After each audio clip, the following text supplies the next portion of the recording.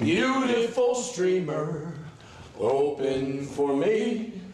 The sky is above me, but no canopy. Counted 10,000, pulled on the cord. My chute didn't open. I shouted, "Dear Lord." Streamers, the title comes from when the U.S. Airborne in the parachute regiment jumped out of planes, and more often than not their parachutes would unfold and they would go safely to the ground. But occasionally those chutes wouldn't open, and they would be these conical shaped chutes going through the air that were known as streamers. Streamers is basically a story about 4 guys in an army barracks in 1965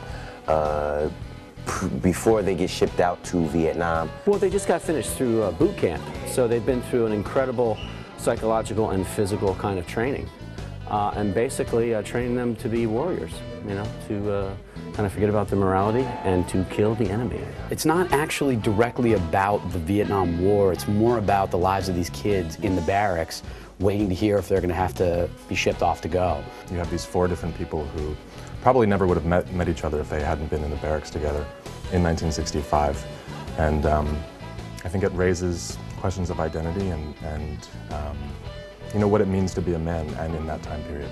There's issues of gays in the military, there's issues of, I think, people who are mentally disturbed in the military, people who are going to fight a war that they don't really truly understand, and the ideology of war. It ain't our war, brother. I'm telling you, that's what gets me, nigga. It ain't our war no how, because it ain't our country. So it burns my ass, letting everybody just sitting and taking it. They gonna be busting balls, man, kicking and stomping. Everybody here, maybe 1 week from shipping out to get blown clean away, and man, what are they doing? They doing what they told. That's what they doing. Like, yo, shit. You gonna straighten up your goddamn area? As they say, one of the revivals of the great American plays is written by David Rabe.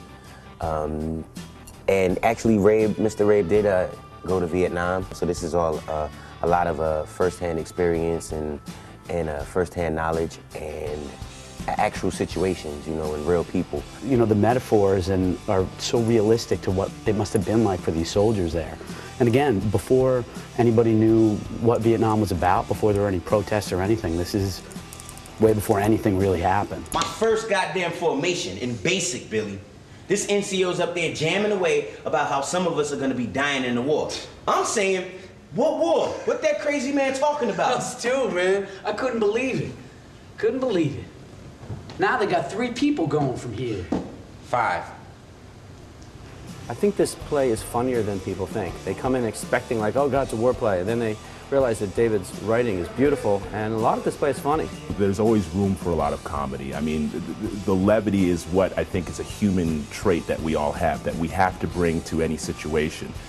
We laugh to not cry. This is a great play, and great plays have a timeless quality to them, and this one certainly does, insofar as you put this play on stage now, and it's as relevant now as it was then. It's interesting for every audience, and you know, it's the same show throughout.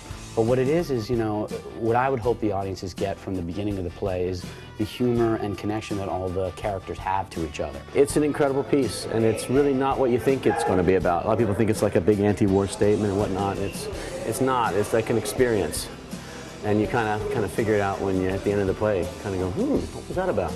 Even David won't tell you what this play is about. So it's an experience.